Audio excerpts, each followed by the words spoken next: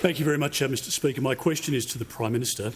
At the opening of Parliament last year, the Prime Minister declared, quote, "The Uluru Statement from the Heart represents an opportunity that must be seized, and voice, truth, treaty is the result."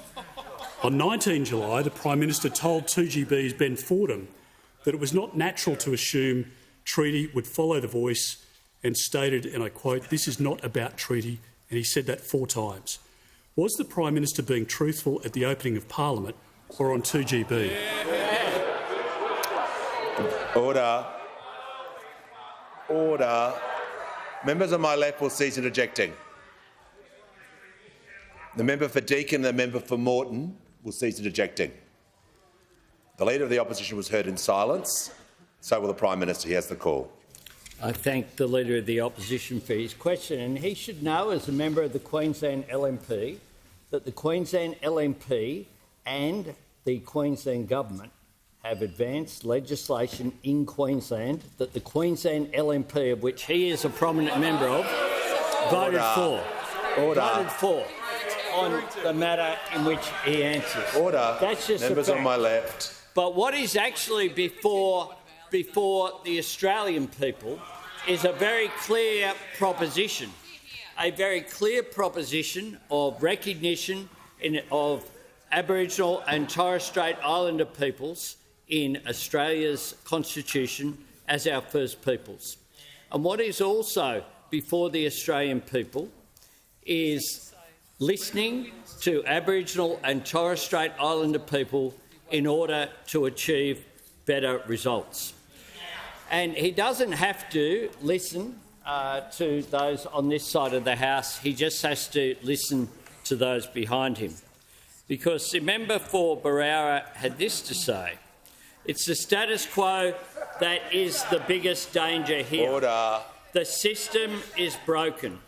This is a wonderful country and we're at the top of the league tables on almost every measure.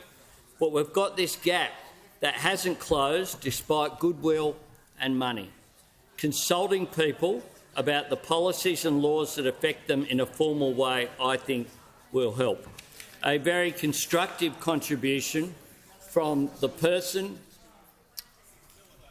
The member for New England will cease interjecting. I'll hear from the Leader of the Opposition. Well, Mr Speaker, this goes to the Prime Minister's credibility.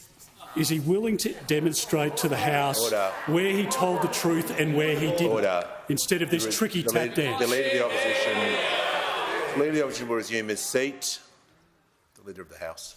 From the beginning to end of that point of order, it was an abuse of the standing orders. The whole thing. I'll remind all members, when taking points of order, it's simply a matter of stating the point of order, not giving commentary. The Prime Minister was asked about his comments at the opening of Parliament and also on media. Order. The Prime Minister is being relevant, and I'm asking the House, Member for Barker, to listen to the Prime Minister in silence. Relevant about the question that is before the Australian people.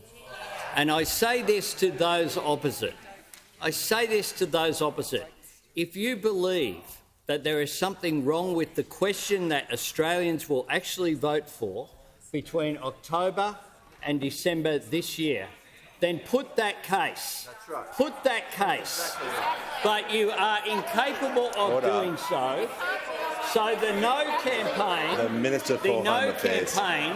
continues to raise things that are not a part of the question that is before the Australian people.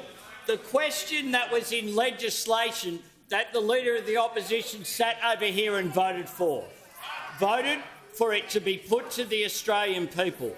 And I say this, over coming weeks and indeed months, the Australian people will have the opportunity to have their say, to embrace the opportunity that is there for recognition and for listening to Aboriginal and Torres Strait Islander people in order to achieve better outcomes.